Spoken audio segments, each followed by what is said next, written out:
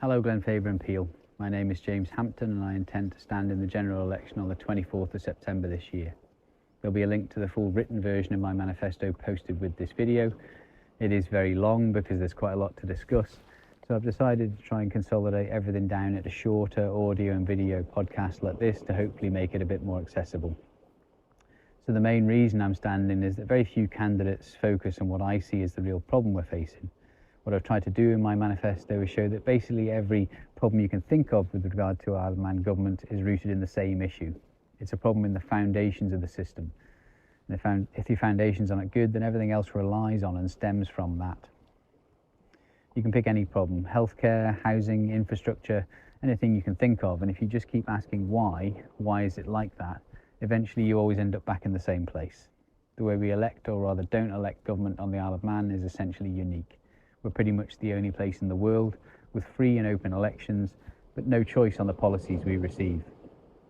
Once each new administration is formed, the structure consolidates its position and weakens opposition. Good governance is rare precisely because there's no way for the public to actually say what they want. No effective counterbalance, no accountability, and no real transparency. So we get government and policies we never chose, and a system of block voting designed to force decisions rather than facilitate fair and open debate.